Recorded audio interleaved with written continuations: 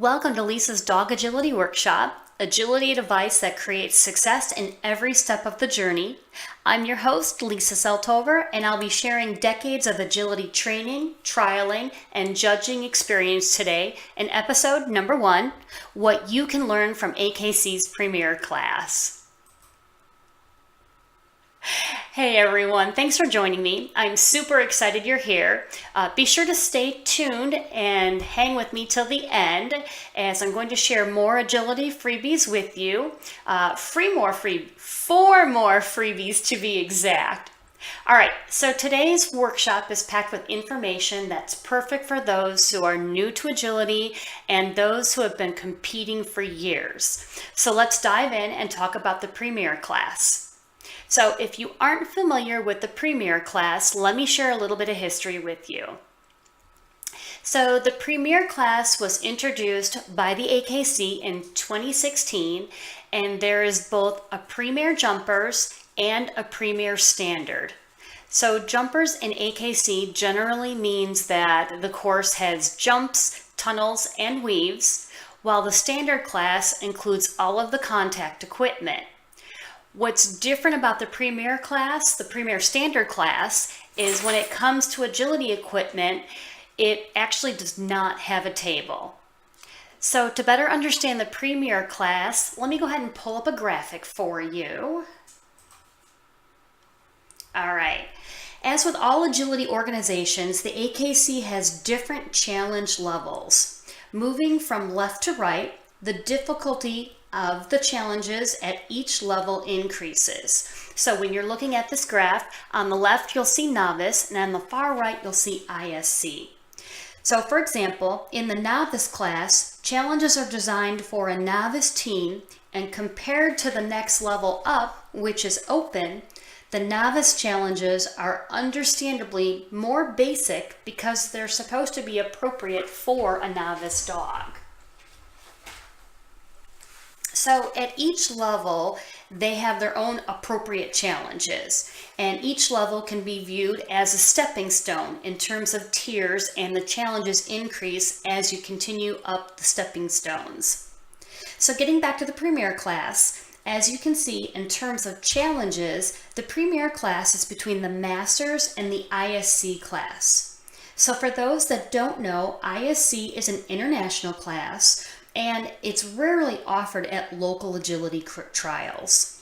So I've been judging since 1996, and I haven't seen this class offered at a regular trial in the last 15 years. So it is pretty rare. So that's where the Premier class comes in. So the Premier class was created to fill a gap in the challenge progression between the Masters and the ISC, and was done so at both the request of experienced handlers who wanted to continue to challenge their skills and as a way for the AKC to expand their agility program. So let's talk about the Premier class and what it has to offer everyone, from novice all the way through to master handlers, and the things you can learn from this class. So let's talk about my favorite, training opportunities. And because I like graphics, let me go ahead and pull one up for you. All right, so this is an actual sequence that, while you could see in the Masters class, you will more than likely see at some point in the Premier class as well. So this is what they call a push to the backside or a backside jump. And simply put, it means the dog takes the backside of the obstacle. So this sort of challenge gives handlers a choice as to which way to send the dog, to the right or to the left. So there are many possibilities to consider. Things like which line is best for the dog, which way is faster for the dog, knowing that sometimes the shorter line is not always the quickest. And this gives a great opportunity to give yourself permission to try out different handling options and to try both directions. So what you really want to do is you want to see which way is best for your dog. Is it to the left? Is it to the right? So basically, this is a great opportunity to give yourself permission to try out different handling options and try both directions. So basically, you really want to find out what is best for your dog. So here's a helpful hint when I'm kind of playing around with different sequences and scenarios in my training.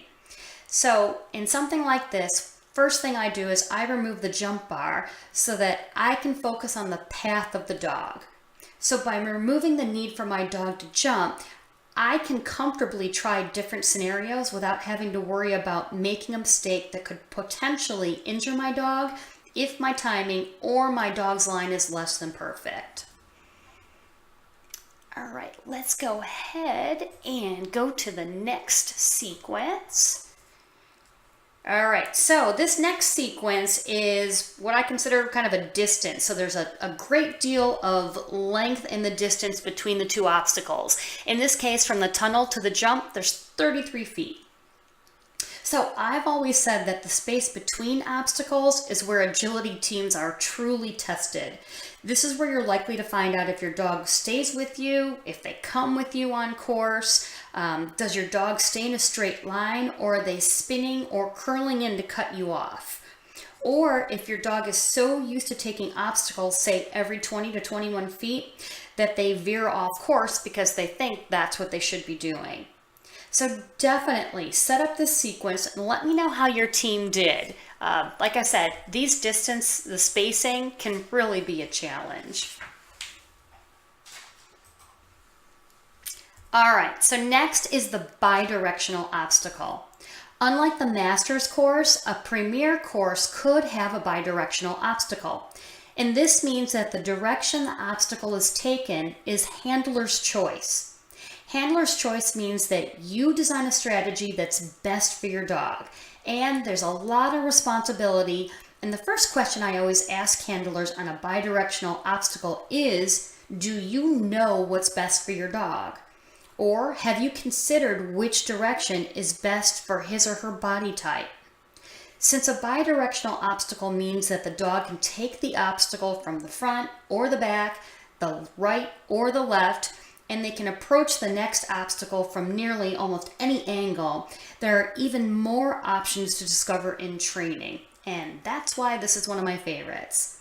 So just like with the backside jump, definitely why not remove the jump bar and focus on the dog's path as you experiment with this sequence. Try it from the front, going to both the left and right. Try it from the back, going from both the left and right. It's really a fun sequence. So going on to the next one, as I mentioned earlier, the shorter path is not always faster, and depending on your dog, this sequence might be a perfect example of that. Here we have a path that can go to the right, and depending on the dog, may require them to stay more collected in order to navigate that small space, while in contrast, depending on your dog, the path to the left may allow them to open up and run a bit more. So this is a great sequence, and I'd really like you to experiment playing with going to the right where the dog may have to collect a little bit, or possibly to the left where the dog can actually open up and keep some of that speed going. All right, so this is also a great time for me to share a quality tidbit that's commonly known to agility judges, but not often known to agility handlers. And this is something everyone should be aware of in order to avoid a fault while running a course in a trial. So I wanted to bring to your attention the dotted line that extends infinitely across the course at jump number 2. So that dotted line represents what's called a runout line. And a runout line is the imaginary and infinite plane of the next obstacle to be taken on the course. So let me explain. So in this case, the runout line becomes live after the dog completes obstacle number 1, and if that runout line is crossed at any time before the dog completes obstacle number 2, a fault is incurred. I mention the runout line because depending on your dog, and if you choose to take obstacle number 1 going to the right, it's important that your dog not cross that runout line. So that's just a little tidbit of judging information I wanted to share with you. Alrighty. So, goodness gracious. What I really want to encourage is you have fun with the Premier class, because it really is a neat class. And there's lots of opportunities for training. And don't be afraid to experiment. I mean, especially at home, take that bar jump down and really watch the dog's path as you're working. See what it does. Oftentimes you'll learn quite a bit about your dog, that maybe they're going to be better in one direction or another. And what that means is you have an opportunity to work that direction that they're not so strong on, because you really want to be able to have lots of options so that you can set your dog up for the best available path when you're putting your dog over these obstacles. All right, so let's see here. Oh, I did want to share training options. So I do actually have these sequences, and I will share those with you. I promise I'll get to that. But in terms of training sequences, I wanted to make sure that you have plenty of training sequences. I love training sequences. And if you go to my homepage, my webpage, spotonagility.com, there is a freebie cheat sheet, 41 bold sequences to challenge your agility training right now. And it's totally free. Just go ahead, spotonagility.com, scroll down a little bit, and you can grab that. Also, if you happen to be a newbie, there is a little cheat sheet for you as well, which is how to not look like a newbie in dog agility. And it gives 3 of the best hints, the 3 things that I really see as a judge, I see newbies struggle with. So make sure you go get those freebies. And of course, speaking of freebies, I do have 4 more that I want to share. And I've been organizing my online training workshops, and I have another amazing freebie that I want to share with you. And when it comes to the Premier class being introduced, I had the opportunity to do a webinar with AKC Agility Director Carrie DeYoung. And together, this webinar, we dove deep into the creation of the Premier class and had an opportunity to discuss the concepts, the sequences, all in depth. And along with that webinar, there are also 3 handouts. With those 3 handouts, there are quite a few sequences that you will often see as examples in the Premier course. And of course, the sequences that I use today as an examples, those are also included. And to not only get access to that webinar that I did with Carrie DeYoung, which talks more about the Premier class, and to also get those PDF handouts, all you have to do is go to spotonagility.com /Premier class /, and that should be appearing at the bottom of your screen now. So definitely make sure you get all of those freebies. And last, I really do hope that you enjoyed this workshop. I definitely plan to do these regularly, and I welcome your questions, and I want to get your topics, the topics. Tell me what topics you're interested in, but I also want to get those questions answered. So if you have something agility related that you'd like to know more about, or you have a suggestion, go ahead and email me. My email is lisa@spotonagility.com. Again, that's lisa@spotonagility.com.